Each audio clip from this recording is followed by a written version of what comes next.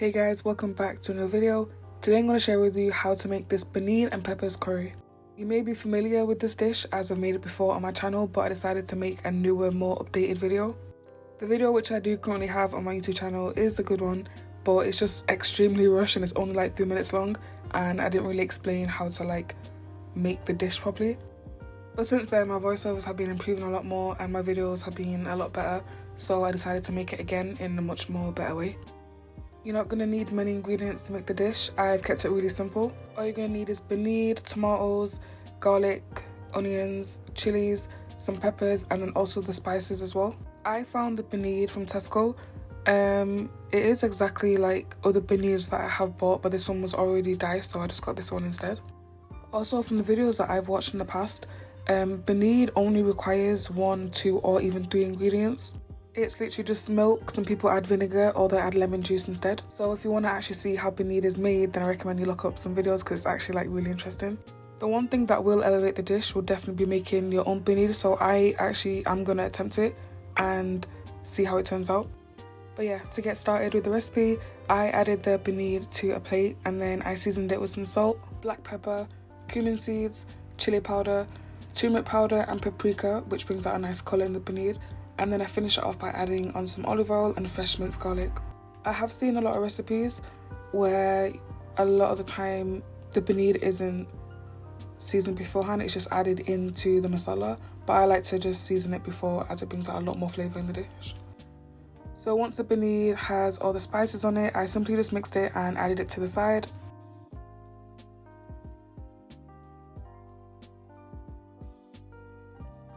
So now the next part of the recipe is to slice up your onions. I'm using a lot of onions because I had small ones.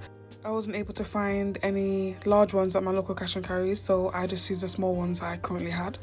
I am using around 6 to 7 small onions, but if I had my normal size onions or even the really large onions, I would end up using 2. And then for the medium sized onions that you can find everywhere, I would use around 3 to 4 of them. Onions for me personally is a big part of a curry dish and a big part of any dish that I end up using onions in. So for me, the more the better with onions. I'm actually just obsessed with using them in nearly every single dish. Once the onions are sliced like so, I then chopped up some chilies. I'm actually using vine tomatoes, but you can use any tomatoes that you do like.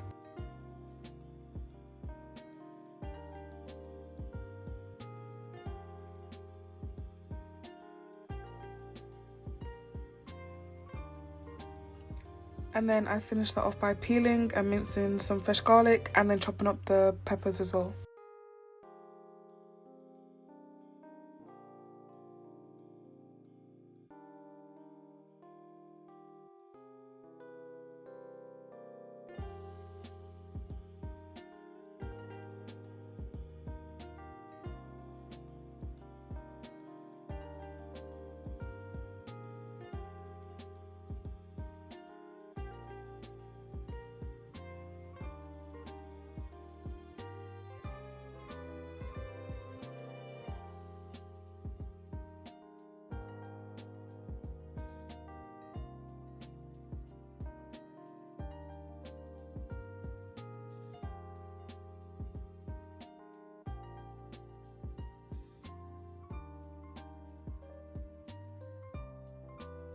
So now the paneer is marinated and all the veggies are chopped, it's then time to start the cooking process. This is the type of pot that I'm going to be using to make my curry. So to start off the whole cooking process, I added in some olive oil to the pan and I followed that by adding in the onions. I'm currently cooking the onions on a very high heat. Onions are a very important part of the dish, so I'm going to make sure that I cook them properly. The onions have been cooking on a high heat for a couple minutes and this is how they start to look. They do end up browning really quickly, so make sure you're keeping an eye on them and mixing them as well. The way I like to cook my onions is to cook them on a high heat for a couple of minutes, and then as you can see now, I added in boiling hot water from the kettle and then I covered it with the lid. This allows the onions to become very soft and it also makes them brown really nicely as well. I actually ended up making a chicken curry and I made the onions how I normally do, and then I made the onions how I did them in the video, and there was actually quite a significant difference. I actually made a chicken curry and I ended up making it with the onions how I'm doing now for the paneer, and the onions how I normally do them. And I have to admit, they both actually tasted different. For example, like the onions here are cooked so differently than how I normally do, and there was just so much more flavour as this is the base of the dish. So if you do end up making this paneer recipe and you do the onions exactly how I did, then please let me know how it was.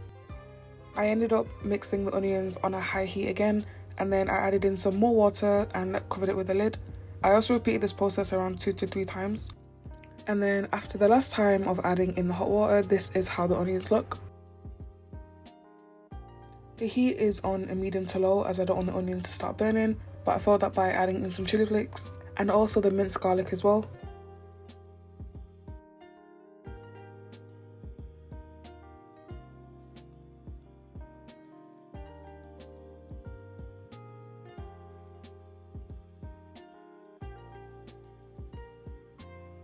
Since the garlic and chili flakes have been in, the heat has been on a medium to low. It's now time to add in the spices to the onions. I added in salt, turmeric, black pepper, chili powder and also some garam masala. Also don't forget the full detailed measurements will be in the description box. Make sure to give that a good mix and then follow that by adding in your chopped tomatoes and green chillies.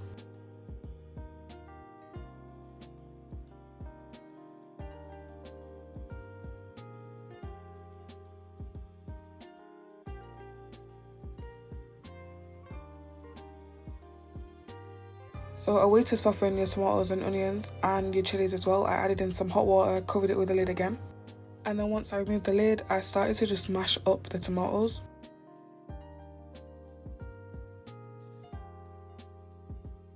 Once it starts looking a bit like this, I followed it by adding in the chopped bell peppers. Adding in the bell peppers are optional, I just think it gives a really nice texture with the paneer. Also the onions, which I have cooked, that can be a base for a lot of dishes. For example, you can add chicken and end up making a chicken curry as well. At this point though, the main cooking part is over. I just finished it off by adding some water and allowing it to cook on a low heat while I fry the paneer in a separate pan.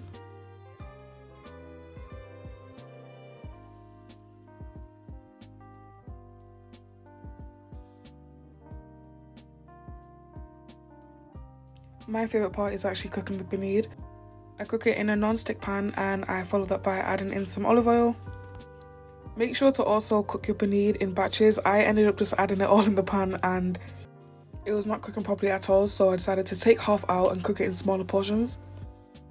Like as you can tell here, there's no way that was all gonna cook. So don't be impatient like me, cook it in smaller batches.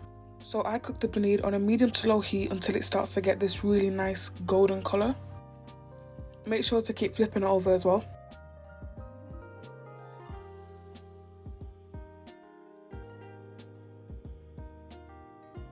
To be honest with you, I can eat the paneer just like this. I definitely need to make a recipe with this type of paneer, maybe some type of like sticky sauce on it, or even just like a tandoori style, and add it to some homemade parathas with a nice chutney as well.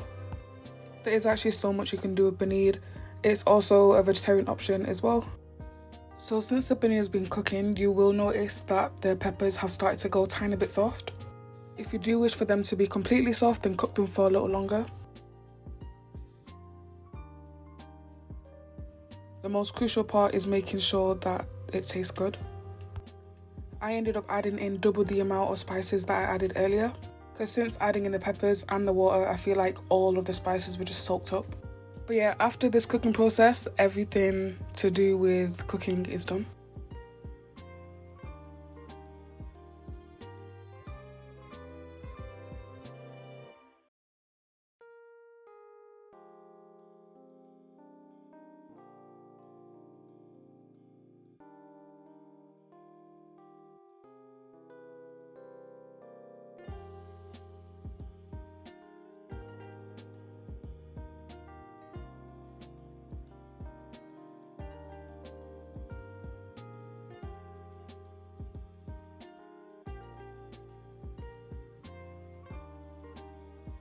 So the last and final part of the dish is to add in a few knobs of butter and simply allow that to melt for a couple minutes. Once that's done, the dish is complete. To finish off, you can garnish with some coriander. I just didn't have any. You can serve this with anything you like. I served it with some white boiled rice. I do have a recipe for the rice up on my channel. I also do love it with naan, and I also really do like it with like a nice crispy paratha as well. But yeah, I hope you guys enjoyed this video. I'm definitely going to make a lot more South Asian curries. Also, this is my own personal preference, but I have to admit paneer does taste better the next day. I ended up having it the next day with some frozen paratha, which I literally just put on the tawa, and I can't explain how good it was. I hope you guys enjoyed this video. I hope you all stay well, and I'll see you in my next one.